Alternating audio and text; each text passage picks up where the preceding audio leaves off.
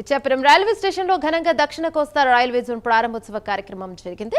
తాను కేంద్ర మంత్రిగా ఉన్న సమయంలోనే కల సాకారం కావడం గర్వకారణమన్నారు. కేంద్ర మంత్రి రామ్మోహన్ నాయుడు 3,300 కోట్లతో 50కి పైగా ఆర్ఓబీలు మంజూరు చేశారని చెప్పారు. విశాఖపట్నం కేంద్రంగా దక్షిణ కోస్తా రైల్వే జోన్ ఏర్పాటుతో ఉత్తరాంధ్ర ప్రజల చిరకాల ఆకాంక్ష నెరవేరిందన్నారు. విశాఖ రైల్వే జోన్ సాధన కోసం గత 12 ఏళ్లుగా తాను సాగించిన సుదీర్ఘ పోరాటాన్ని గుర్తు చేసుకున్నారు.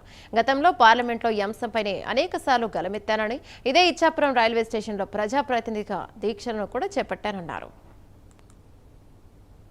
సంపూర్ణమైనటువంటి సహకారం అందిస్తుంది.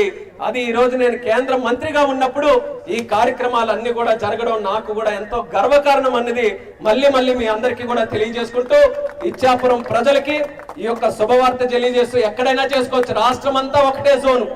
విశాఖపట్నం డివిజన్ ఉంది, విజయవాడ డివిజన్ ఉంది, గుంటూరు డివిజన్ ఉంది, గుంతకల్ డివిజన్ ఉంది.